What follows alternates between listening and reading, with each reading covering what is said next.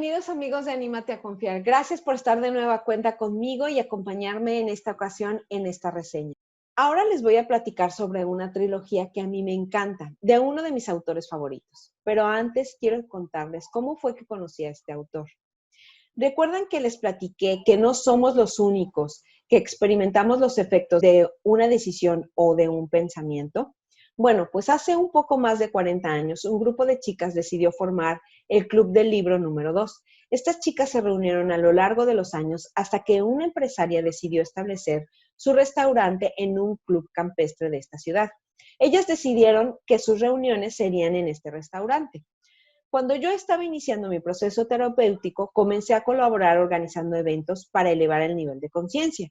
Y uno de estos eventos era en ese mismo restaurante. Así que el jueves 2 de marzo del 2017 acudí al restaurante a dar el depósito del desayuno que se iba a llevar a cabo ahí mismo. Cuando la gerente en ese momento me mostró el salón donde sería la charla, ¿cuál va siendo mi sorpresa? Que al entrar del lado derecho había una mesa llena de libros. Por supuesto que en ese momento la charla y todo lo demás se borraron de mi mente. Lo que pregunté fue, ¿cómo? ¿También tienen libros? ¿Es como la cafelibrería de la Condesa en Ciudad de México? Por supuesto, ella no sabía de lo que le estaba hablando. Y me comentó que en cierto día del mes, en el restaurante, en ese mismo salón, se reunían unas señoras muy simpáticas a tener su reunión del club de libro. Por supuesto que mi sorpresa fue mayor y en ese momento le dije, yo quiero, ha sido mi sueño pertenecer a un club de libros. Al ver mi emoción me dijo, déjeme le comento a una de las señoras, a lo mejor la dejan entrar. Ella desapareció en ese momento y yo me quedé a solas rodeada de todas aquellas grandes historias. En eso regresó acompañada de una señora de mirada amorosa y compasiva. Era Mirna y ella muy seria me escucha. Soy Brenda Katzin, amo leer y mi sueño siempre ha sido pertenecer a un club de lectura. Hasta traté de organizar uno, pero nadie me siguió el rollo. Me encantaría pertenecer a su club. Ella muy seria me dijo que para poder entrar al club se tenía que hacer por invitación de parte de una de las integrantes y que todas tenían que estar de acuerdo. Y me miró con sus compasivos ojos y me dijo, mira, vente como a las 11 de la mañana. A esa hora ya terminamos la reunión. Podrás presentarte y exponer tu petición. Y bueno, yo tenía que ir a hacer unos trámites, así que fui rapidísimo y a las 10:30 ya estaba yo sentada en el lobby del restaurante esperando audiencia. Mirna volvió a salir y me dijo, tú tranquila, diles lo que me contaste hace rato. Cuando entré al salón encontré un grupo de bellas e inteligentes mujeres muy atentas a mi solicitud. Volví a contarles sobre mi amor sobre los libros y mi deseo de pertenecer a su club de lectura. Al finalizar mi historia, la presidenta del club, Tete, muy seria ella y muy formal, me dijo, mira, ya votamos y claro que te aceptamos, solo que ponnos a prueba 3 meses porque somos un poco más mayorcitas que tú. Y quizás no te sientas a gusto. Prueba 3 meses y si te gusta, pues ya te invitamos de lleno. Me leyeron las reglas del club y me dijeron, nos vemos para la siguiente reunión. Cuando salí del restaurante, di un brinco y grito de alegría. No quiero contarles lo largo que se me hizo el tiempo para que llegara a la siguiente reunión. Por supuesto que llegué 1 hora antes para disfrutar cada uno de los momentos con mis nuevas compañeras. Y pues después de ese día hasta el día de hoy soy parte del Club del Libro número 2. Y fue con ellas, después de que Mérida comentara el primero de los libros de este autor, que me animé a llevarlo a mi casa y a disfrutar de sus historias. ¿Quién es el autor de estos libros maravillosos? Bueno, se los voy a describir así como él nos describe en sus historias.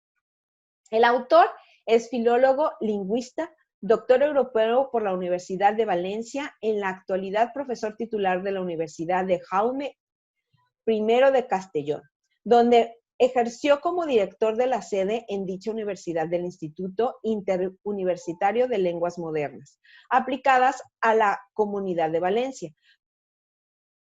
Durante varios años, en la actualidad imparte clases de lengua y literatura inglesa, con atención especial a la narrativa inglesa del siglo XIX, el teatro isabelino y la relación entre la literatura inglesa y norteamericana con el cine, la música y las artes.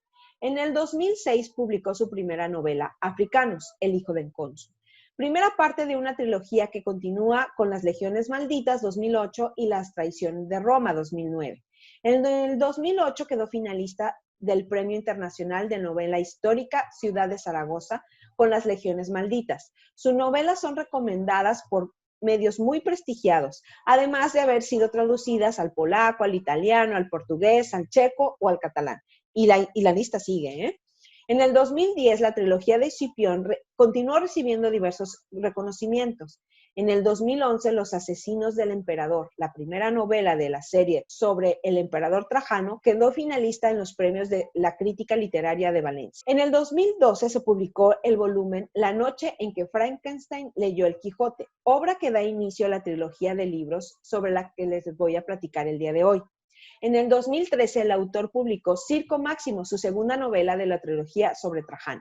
En el 2014 publicó también La sangre de los libros, una imaginativa obra de relatos que forma parte de su trilogía sobre la historia de la literatura. En el 2016, nuestro autor publicó Las Legiones Malditas, la tercera parte de su serie sobre Trajano. En el 2016, nuestro autor publicó La Legión Perdida, la tercera parte de su serie sobre Trajano. Y en el 2017, El séptimo círculo del infierno, Escritores malditos, escritores olvidados, obras con la que concluía su trilogía sobre la historia de literatura. En el 2018, el autor recibió el Premio Planeta por su novela Yo, Julia, uno de los galardones de mayor prestigio e impacto en la literatura escrita en la lengua española y en todo el mundo. Y ahora en el 2020, el autor publica Julia retó a los dioses, el desenlace de su bilogía sobre Julia Dogma, la emperatriz más poderosa del Imperio Romano.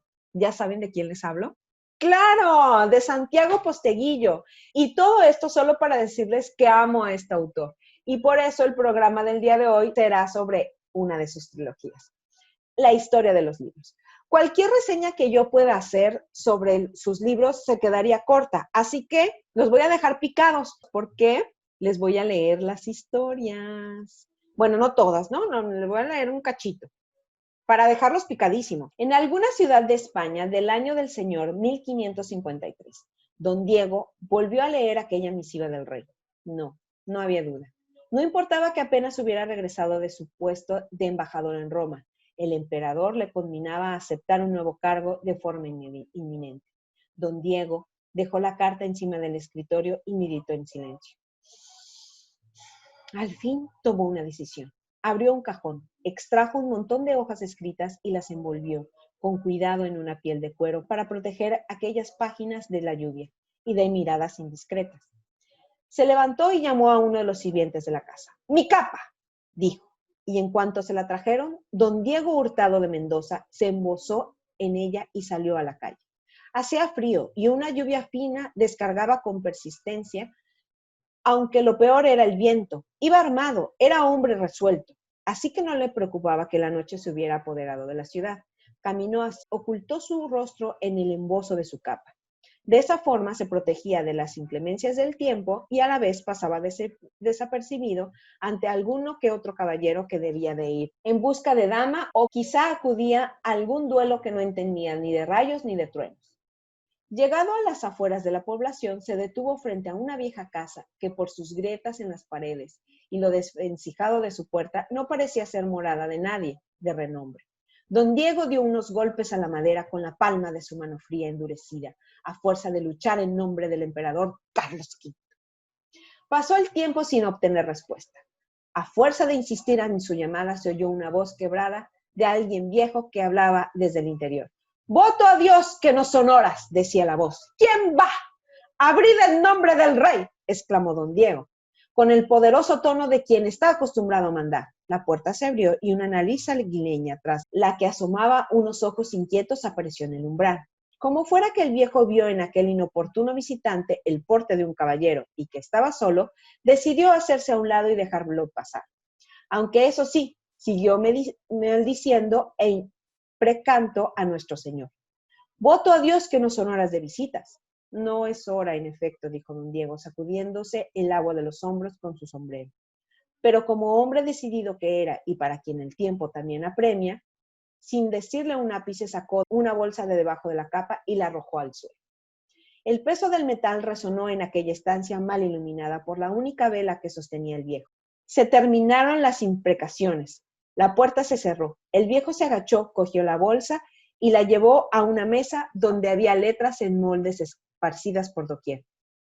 El viejo volcó el contenido de la bolsa y el oro resplandeció incluso en aquella tenue luz temblorosa de la vela. Esto es mucho dinero, dijo el hombre, veterano en encargos extraños, pero como siempre, desconfiado. Nada bueno queréis. Don Diego sacó entonces el cuero que envolvía las páginas escritas y lo dejó también sobre la mesa. Este dinero es pago por imprimir este libro. Veréis, soy un hombre asaz generoso. El viejo ladeó la cabeza.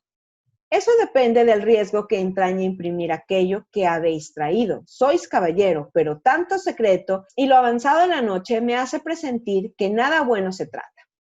La hora en parte es que se debe a que he de marchar a Siena al amanecer. A ello me conmina nuestro rey emperador. El dinero es porque quiero un buen trabajo. Y bien, sí, ¿para qué negarlo? Algo de peligro hay en el encargo. Pero entonces don Diego puso sobre la mesa una segunda bolsa de oro. El viejo miró la bolsa, miró el cuero con el libro. Aunque sean poemas del mismísimo diablo, mañana me pondré al trabajo, dijo el anciano, acercando la luz a la bolsa. Poemas no son, pero espero cumpláis vuestra palabra. O por Dios que a mi regreso de Siena os he de encontrar y cobraros a palos la traición de no servirme bien en este encargo. Imprimid este libro y luego marchar de la ciudad. Si el trabajo se hace bien, sabré de ello. Pues sin duda las noticias llegarán hasta Siena. Y don Diego dejó un tercer saco de monedas sobre la mesa. Me consta que el negocio no va bien, pero este extra es por las molestias de vuestro mudar de ciudad. El viejo tenía aquella imprenta heredada de su padre. Años atrás, recién nacida, aquella invención de juntar palabras, todo fue bien, pero luego tantas imprentas que apenas había ya negocio para sobrevivir. Aquel encargo parecía como llegado del cielo o del infierno, a él que tanto le daba.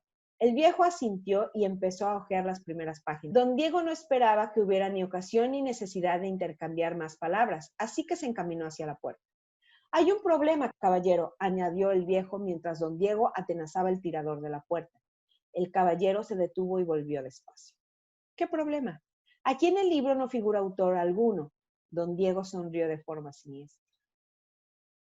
No, no lo hay. Es un libro sin escritor, ni noticias de dónde encontrarlo. Y vos, amigo mío, vos no me habéis visto. Y dio media vuelta, abrió la puerta pesada y se desvaneció en la noche de aquella ciudad mojada y oscura. Roma, el año del Señor de 1555. El Papa miraba por la ventana. El gran inquisidor insistía en aquel punto una y otra vez ante el silencio del pontífice. Es imperativo que nos pongamos manos a la obra en este asunto de los libros, Santísimo Padre.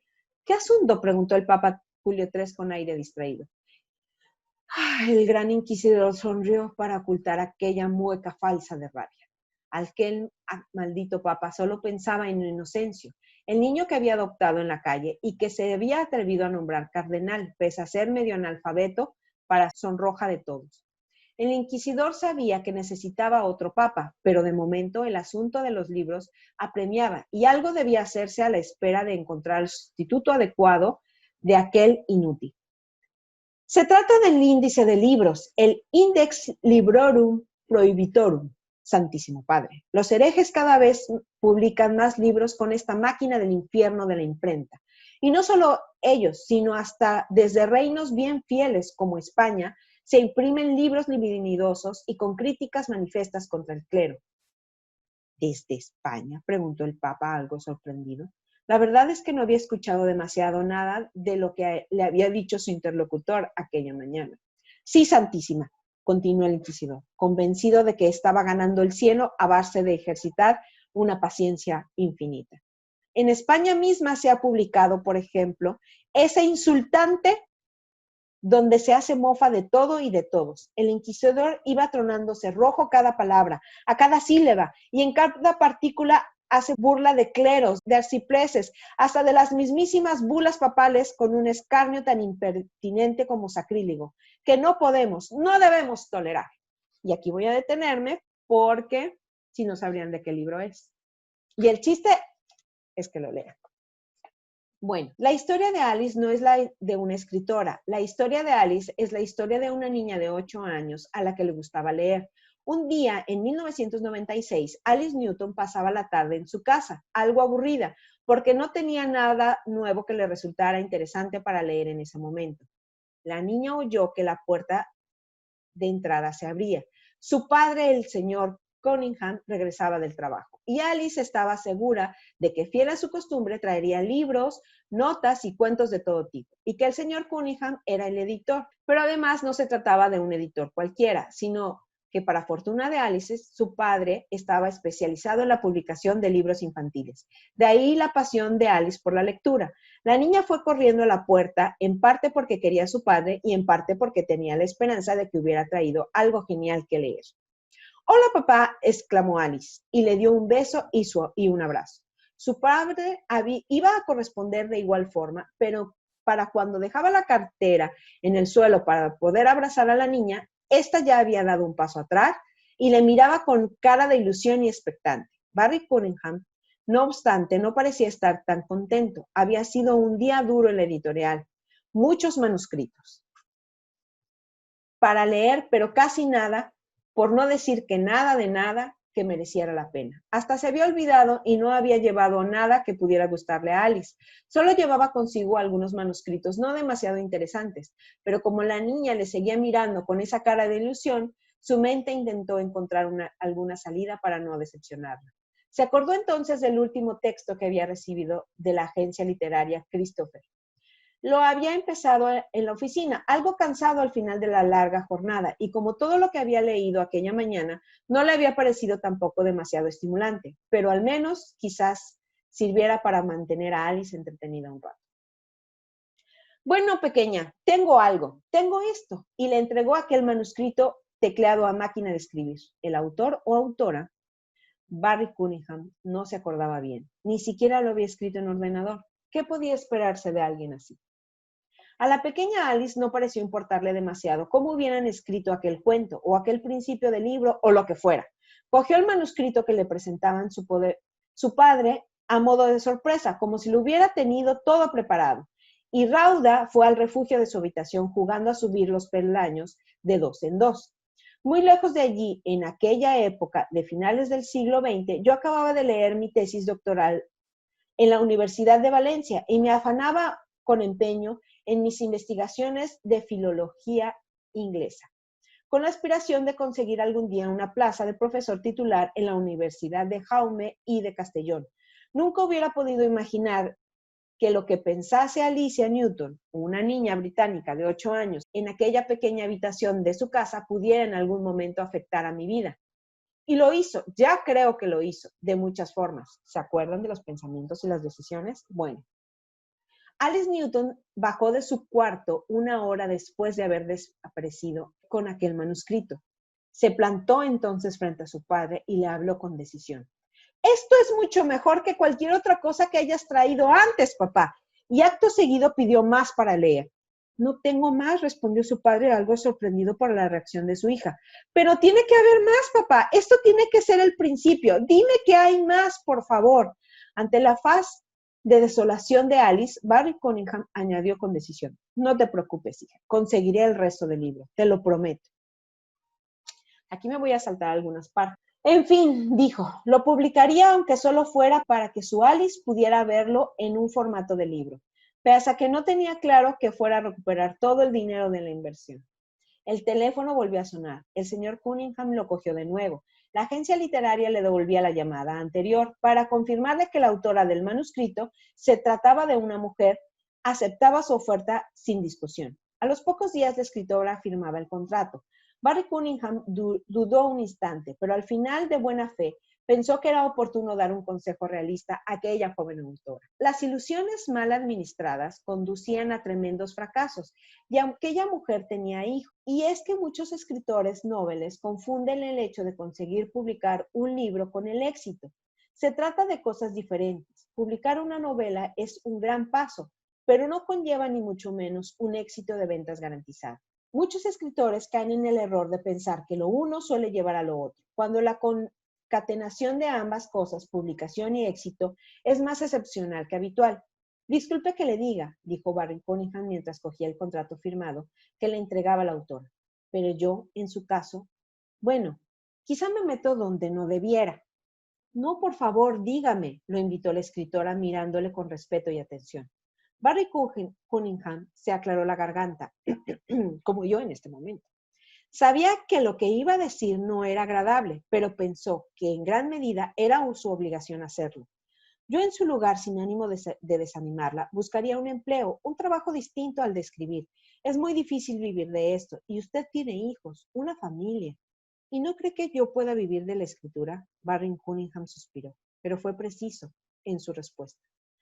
A decir verdad y sin querer ofenderla, y dicho con la mejor de las intenciones, no creo que pueda vivir de escribir cuentos para niños. La escritora recibió aquel comentario con una sonrisa que demostraba que estaba acostumbrada a digerir decepciones en su vida. Arrastraba un divorcio, la reciente muerte de su madre, varios años de penurias económicas y 12 negativas de diferentes editoriales. A decir verdad, el consejo del señor Cunningham no le parecía un mal consejo. La escritora asintió en silencio. Solo se publicaron 1000 ejemplares de aquella primera edición. No tenía ningún sentido hacer más. 500 de esos ejemplares fueron a parar directamente a bibliotecas. Los otros 500 se comercializaron y se vendieron. Ahora cada uno de esos libros vale 16,000 o 25,000 libras según los datos de una web. Pero a tenor de lo que pagan los coleccionistas por primeras ediciones de libros famosos, me parece una estimación creíble, probablemente incluso conservadora. Y es que este libro, cuyo primer capítulo tanto gustó a la niña Alice Newton, hasta el punto de provocar la publicación del manuscrito por parte de su padre, el editor de la ahora todopoderosa, pero entonces muy pequeña editorial, y aquí voy a parar, para que lean el libro. Y viene el segundo, les voy a leer uno nada más de él. Se los voy a leer como a la mitad, les voy a leer el nombre del autor. Condujeron al hombre del banco a un hospital. Durante horas deliró sin sentido, aunque enigmáticamente seguía repitiendo el nombre de Reynolds. Pensaron que debía de ser así como se llamaba y tardaron un tiempo en confirmar que no era su nombre, sino de Edgar Allan Poe. Murió de madrugada. Las causas de la muerte del maestro del relato del suspense y terror norteamericano quedaron sin determinar. Se le achacó al alcoholismo, a un terrible delirium tremens o a las drogas, a un ataque epiléptico o incluso a la rabia o la sífilis. Pero hay cosas que no las produce la enfermedad, sea del tipo que sea. Por ejemplo, Edgar Allan Poe no tenía puesta su ropa, sino la de otro hombre. Se ha argumentado que quizás usaron a Poe para la actividad de cupping, consistente en utilizar a una misma persona para votar en diferentes colegios electorales durante unas elecciones que se habían celebrado ese día, y luego se deshicieron de él emborrachándola, solo que en esta ocasión se les fue la mano con el alcohol. Otra teoría define que quizás Poe sufrió una crisis hipoglucémica o tomó demasiado láudano para suicidarse a causa de la depresión que arrastraba desde la muerte de su esposa. No lo sabemos. Sería interesante averiguarlo, pues el caso permanece abierto, aunque lamentablemente y misteriosamente todos los archivos relacionados con el fallecimiento de Poe están destruidos y nadie investigó. No hubo ningún notario, ningún Grissom que se preocupara por desentrañar el misterio, y nadie sabe quién era ese Reynolds, cuyo nombre repetía Poe como la palabra Rosamond de aquel millonario Kane pronuncia en su lecho de muerte en la ciudad de Kane, la inolvidable película de Orson Welles. Solo que la película la podemos ver tantas veces como queramos hasta conectar los fotogramas finales con las misteriosas palabras. Pero en caso de Poe no podemos rebobinar. Poe, el genio inductor de la caída de la casa Usher, El gato negro o El pozo y el péndulo, por citar algunos de sus importantes relatos, murió solo, en circunstancias muy extrañas, en las calles de Baltimore a mediados del siglo XIX. ¿Qué tal? Y hace referencia de CSI Las Vegas, y de CSI Nueva York, y de CSI Miami, y de todos esos. Bueno, los invito a que lo lean. Aquí hay otra trampa que hizo una famosa escritora inglesa. No se los voy a leer porque no puedo ocultar tantas cosas sin que se enteren quién es. Pero resulta que esta escritora del suspenso y del crimen, resulta que se pelea con su marido y se va. Y de repente aparece su carro estacionado con documentos de ella y con una carta para el jefe de la policía diciendo que peligraba por su vida. y otra carta para su secretaria diciéndole dónde se iba a encontrarse ese fin de semana. Pero bueno, para esto está desaparecida, nadie la encuentra.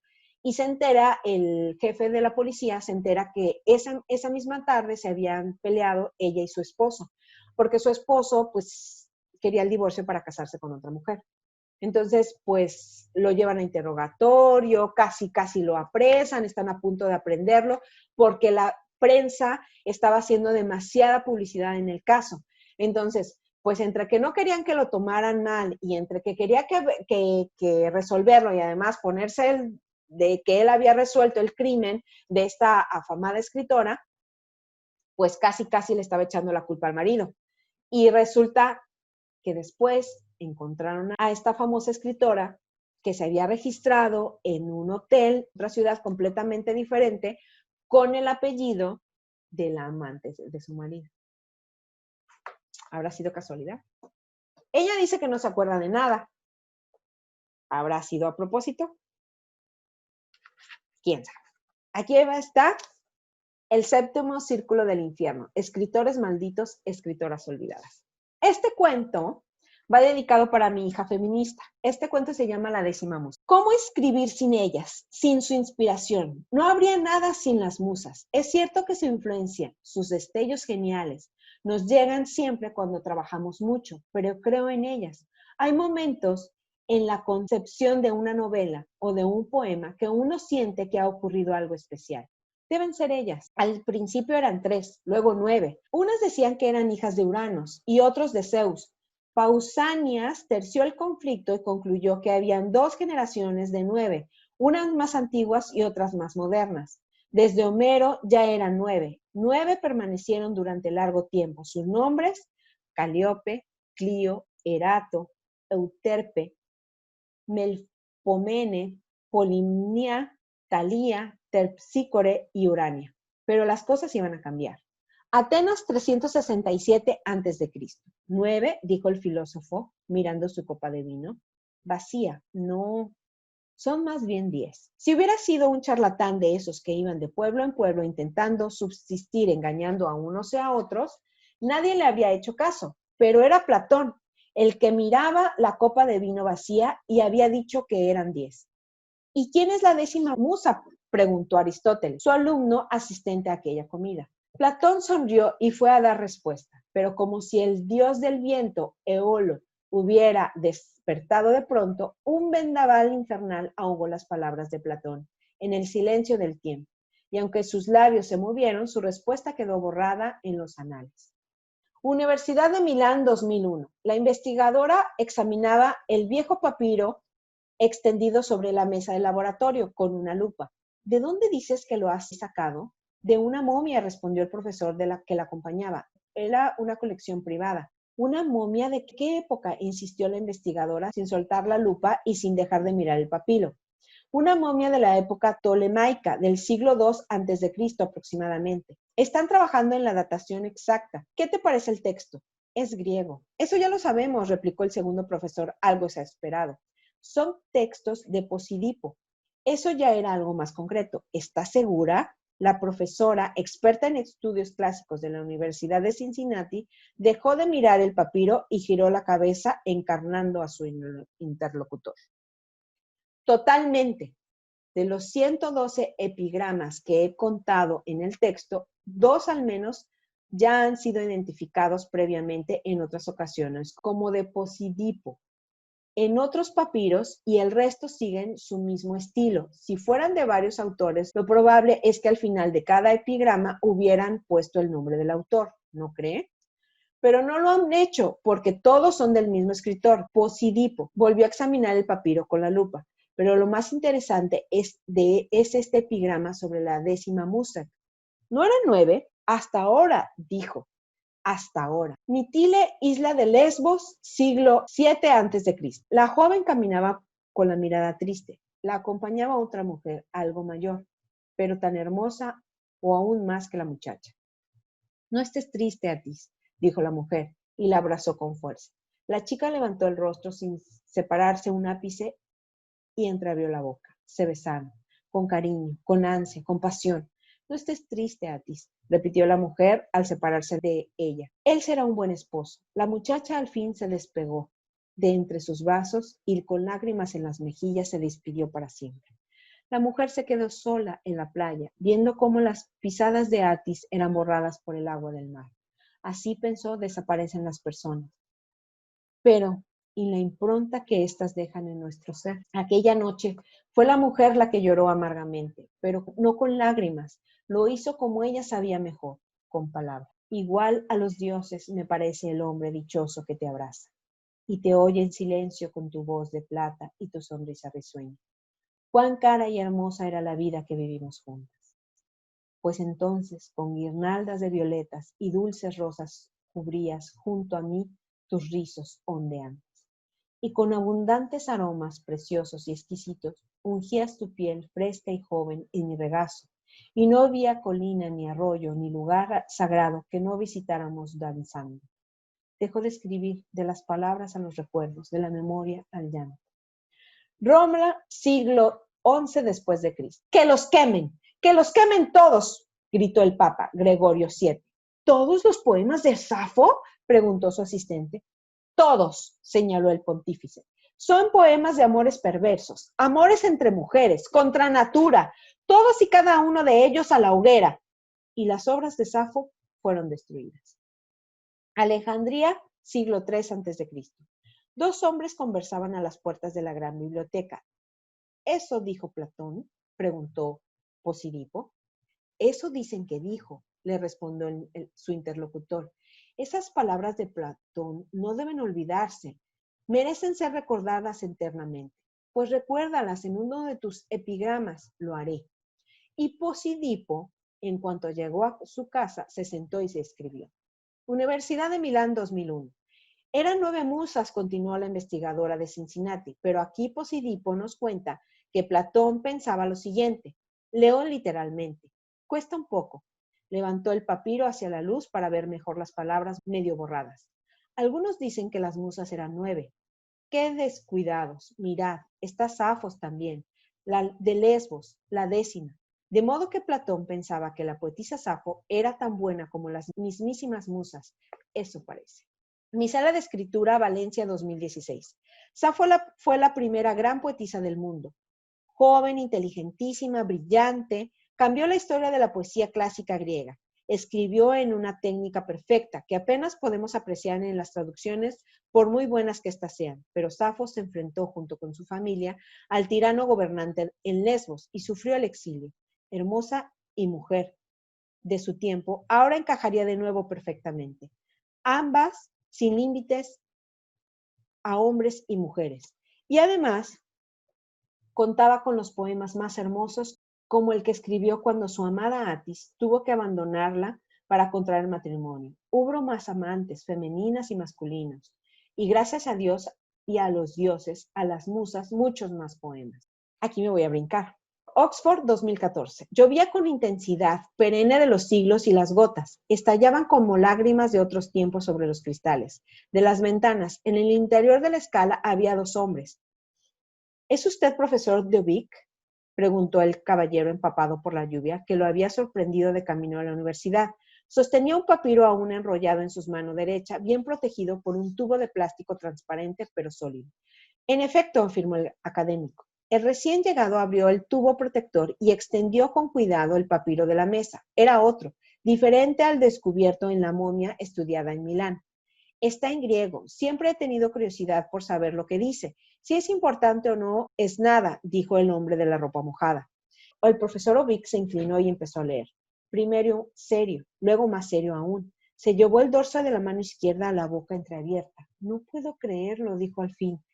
Es de Safo. Son 2 poemas de Safo inéditos, nuevos, es decir, antiguos, pero no descubiertos hasta ahora. Aquí me voy a detener, porque ahí sigue. Les voy a leer este. Atacado por 3 bestias, perdido en un bosque, errado en el camino recto, Dante desciende al infierno. Según nos cuenta el escritor florentino, el inframundo está dividido en 9 círculos. En el primero, el limbo, se encuentran los paganos y los no bautizados. En el segundo, se cruza con los lujuriosos como Dido, Helena o Cleopatra. Aquiles, Paris o Lancelot. En el tercer círculo se cruza con los pecadores por gula. En el cuarto ve a los avariciosos. En el quinto encuentra a los iracundos y los perezosos. En el sexto halla a los herejes y en el séptimo círculo están los asesinos. Hay 2 círculos más, pero nos detenemos aquí. El séptimo círculo es especial para nosotros en nuestro propio viaje por los infiernos de la literatura. Reunión del Comité de Actividades Antiamericanas, Los Ángeles, 1950. Nombre, respondió ella con serenidad, apuntando el nombre. Apellido, ella volvió a responder y ellos volvieron a apuntar. Una pausa. El que interrogaba encendió un cigarrillo. A ella no le ofrecieron nada. ¿Sabe por qué está aquí?, preguntó el que fumaba. Lo imagino, pero se equivocan. ¿En qué nos equivocamos? ¿No es acaso cierto que usted simpatiza con el Partido Comunista y que ha participado en numerosos eventos de dicha organización? Ella suspiró. Eso era cierto. Años después, tras visitar Rusia, abandonaría esa simpatía por el comunismo, pero en aquel interrogatorio eso era solo el futuro. Si el Comité de Actividades Antiamericanas, en vez de preocuparse por filocomunistas estadounidenses que habían viajado a la URSS, hubieran pagado un viaje a Moscú al resto de americanos simpatizantes de la Unión Soviética, el Partido Comunista de Estados Unidos habrían desaparecido porque todos sus miembros se habrían dado de baja al terminar dicho viaje. Pero volvamos al interrogatorio. Nada en lo que yo he colaborado atenta contra la seguridad de este país, replicó ella. Lo que atenta contra la seguridad o no de Estados Unidos de América lo decidimos nosotros, sentenció el que fumaba. Un nuevo silencio. El interrogatorio prosiguió 1 hora, 2 horas. Esto puede terminar o seguir infinitamente, la advirtió. Él encendió el enésimo pitillo. ¿Qué he de hacer para que esto termine? Nombres, así de sencillo. Denos nombres que colaboran con el Partido Comunista y podrá salir libre, volver a su vida normal y no entrará en la lista. Podrá seguir escribiendo novelas y guiones de cine. Ella suspiró. Estaba exhausta, pero no estaba dispuesta a ceder. No voy a dar nombres. Entonces su vida, tal como la ha conocido, ha terminado. Ahora empieza para usted aquí en la tierra el infierno. Con que me dejen en el séptimo círculo me conformo, musitó ella. No entiendo la referencia literaria. En el Comité de Actividades Antiamericanas nadie leía a Dante. Ella no pudo escribir para Hollywood en varios años. No importaba que algunas de sus novelas adaptadas al cine hubieran sido importantes éxitos de taquilla. A finales de los 50, no obstante, el Comité de Actividades Antiamericanas pierde influencia en el control de la cultura de Estados Unidos. En papeleo con la pérdida de apoyos del senador McCarthy en su casa de brujas. Las listas negras se diluyeron y acaban los 50. Empieza una nueva década. En 1961, la 20th Century Fox le ofrece un contrato a nuestra escritora de $150,000 por uno de sus guiones. Algo original, no publicado como la novela, ella escribe ilícito. Se trata de una historia, como todos sus relatos, centrada en la lucha solitaria de una mujer con enorme personalidad en un mundo dominado por los hombres. En el relato nos presenta a una protagonista hermosa que se casa con un adinerado hombre de negocios sin escrúpulos. Este no duda en emplear cualquier método para conseguir firmar un contrato y ampliar sus riquezas negociando con otros empresarios dentro y fuera de Estados Unidos. El hombre desarrolla una técnica especial. Fuerza a que su mujer se haga pasar por ser solo su secretaria. La obliga a vestir sensualmente y luego a que se entregue sexualmente a aquellos empresarios con los que él negocia para animarlos a firmar los contratos que quiere conseguir. Un día, uno de los empresarios que se siente atraído por la joven mujer averigua que ella es en realidad la esposa del hombre con el que está negociando y abandona el romance. Pero en realidad este empresario se ha quedado prendado de ella. Todo esto ocurre en Grecia. El hombre de negocios griego, muy enamorado, vuelve por ella a Estados Unidos. Es rico y poderoso, tanto como el marido, solo que la trata infinitamente mejor. Y la mujer, al final, se va con el hombre que la trata con respeto y afecto. Final feliz y una moraleja. La historia lo tenía todo. Morbo en grandes dosis, sexo surgido o tan explícito como lo permitieron las circunstancias, amor, tensión dramática, escenarios exóticos, final feliz y un buen escritor. ¿Qué más podía pedir? Se iba a hartar de vender entradas. Le faltaba a la actriz, pero la tenían muy Claro, la productora quería el guión para Marilyn Monroe. El guión era demasiado aventurado en su moralidad y en su sensualidad, pero con Marilyn todo se le permitía. Bueno, esta es mi recomendación. ¿A poco no les dan ganas de ir a comprarlos y comenzar a leerlos? Bueno, este programa fue en honor a mis amigas del Club del Libro número 2, a las que extraño y que sé que pronto voy a volver a abrazar. Bueno, sus nombres son Foy, Mélida, Carmen María, Graciela, María Estela, Oli, Marina, Mirna, Tatiana, Tete, Vicky, Yoli, Malena, Titi, Mara, Mirna y Rosalinda. Gracias. Gracias por haber confiado en mí. Gracias por haberme hecho partícipe de su club del libro número 2. Amigos de Anímate a Confiar, confíen en sus sueños. En algún lugar alguien está tomando una decisión o pensando algo que seguro tendrá influencia en sus vidas, pero solo podrán disfrutar de este resultado si confían y están atentos a aquella fuerza mayor que los guía e impulsa a seguir adelante. Gracias por acompañarme en esta lectura de uno de mis autores preferidos. Deseo de todo corazón que los inspire y también a ustedes los anime a confiar. Si les gusta, comenten, compartan y suscríbanse al canal para que puedan ver todos nuestros videos. Namaste.